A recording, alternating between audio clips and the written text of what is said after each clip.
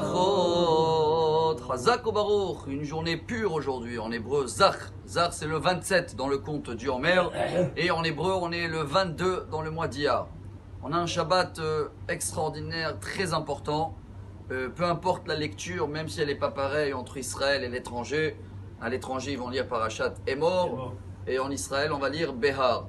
Mais on a déjà vu hier qu'il y a quand même un message commun qui revient dans les deux parachiotes, non-stop, et qui termine même la paracha Behar. Et je crois qu'il est lié avec les événements ce Shabbat et cette semaine. Et Shabbetota et Tishmoru, ou Migdashi Tirau, Ani Hashem, le Shabbat, Rabotai. Et chacun de nous, il sait que dans le Kiddush, on dit Vekarat à la Shabbat. Oneg. C'est quoi oneg? Je ne sais pas le traduire en français. Apparemment en arabe ils disent shichat, le kiff. Mais le Shabbat, ça doit être quelque chose de merveilleux.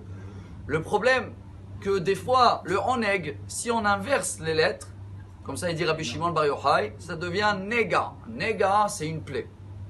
Une plaie, ça veut dire il y a des gens que pour eux le Shabbat, ça vaut tout le prix du monde. Ils vont tout faire pour avoir le oneg Shabbat.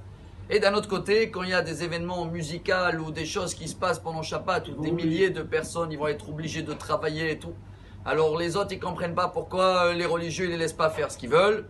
Et les religieux, ceux-là qui font le kiff de Shabbat, ne comprennent pas comment Dieu il est en train de dire le message de Shabbat non-stop dans ses parachiotes. Comment on doit réagir? Je parle pour moi. Comment on rentre dans cette semaine, dans les deux Hilulot de Rabbi Meir Baal Hanes, dimanche si je veux, et Rabbi Shimon Bar Yochai jeudi. Alors c'est une semaine, même si elle est dure, c'est la dernière semaine de Homer, de deuil du Homer.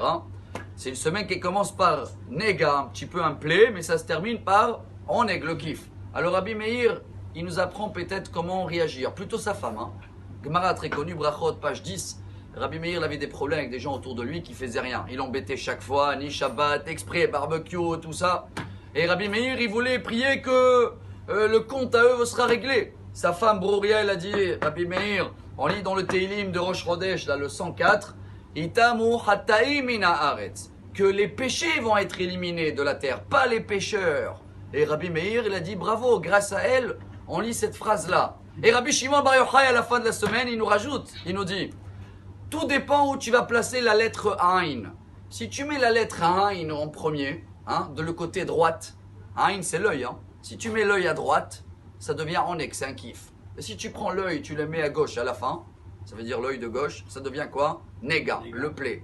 Ce qui veut dire, tout dépend comment nous on va regarder ce Shabbat, pas les gens qui n'arrivent pas à le faire, nous comment on fait notre Shabbat. Eux les pauvres, comme on a compris, on va prier qu'ils vont goûter le goût de Shabbat, le kiff.